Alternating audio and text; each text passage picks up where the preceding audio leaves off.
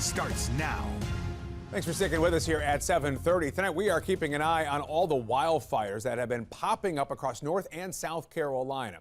And we're also going to get a live update from the Forest Service here in just a minute. But first, crews have been busy the last few days. Look at the map here. Officials say they have responded to hundreds of fires in North Carolina over the weekend. At least 17 wildfires were actively burning this morning. At one point, there were nearly a dozen fires scattered around all 4 of North Carolina's national forests. In South Carolina, trouble there as well. Myrtle Beach made national headlines this morning after flames ripped through Carolina Forest, not too far from Broadway at the beach and the Tanger outlets. You probably are familiar with those areas. And take a look at the flames in this video here.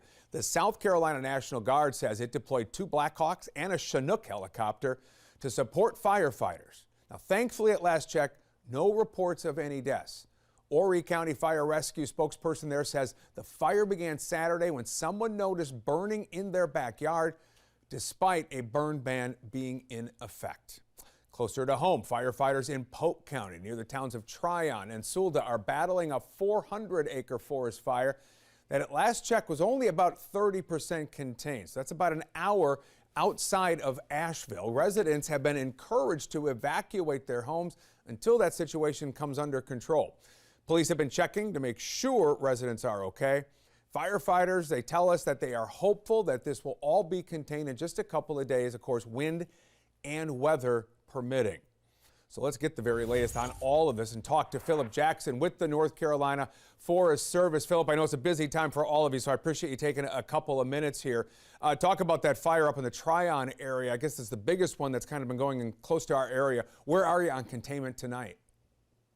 Yeah, so as of this evening, we've been able to increase containment to 63%.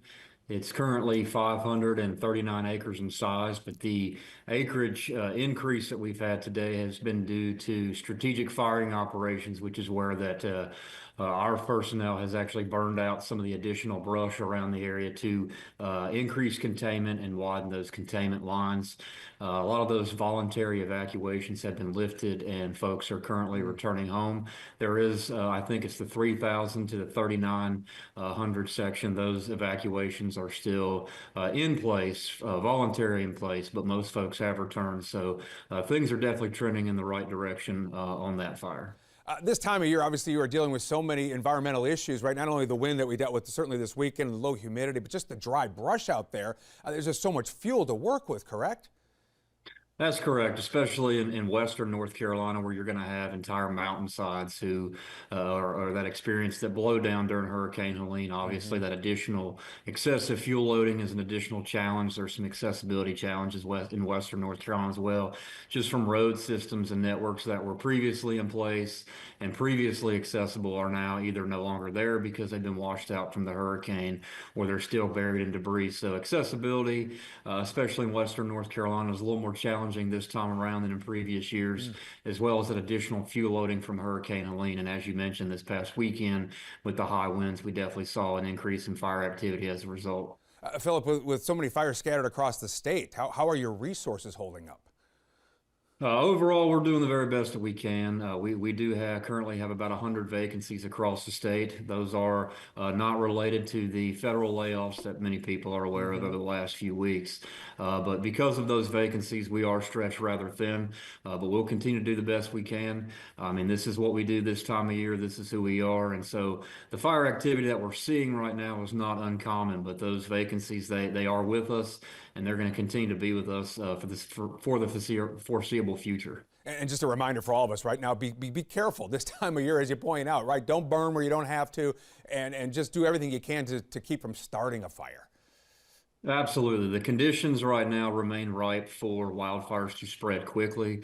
There is a little bit of rain forecasted this week. And conditions will temporarily improve. But we always like to remind folks that this time of year, even if we received rain in certain areas, maybe a ½ inch to an inch in some places, that precipitation doesn't stay with us very long this time of year, as vegetation such as trees and shrubs and plants and flowers, as they begin to bloom and flower up and green up during the springtime, they require additional moisture in order to do that. So that vegetation is pulling that moisture out of the ground quicker this time of year than throughout the rest of the year.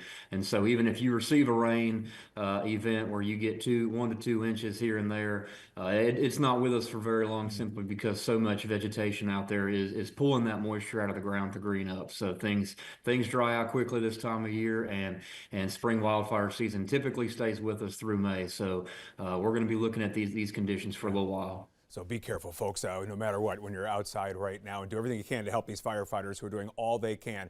Philip Jackson with the North Carolina Forest Service. Philip, I appreciate you taking some time to talk to us. Thanks for having me. You bet.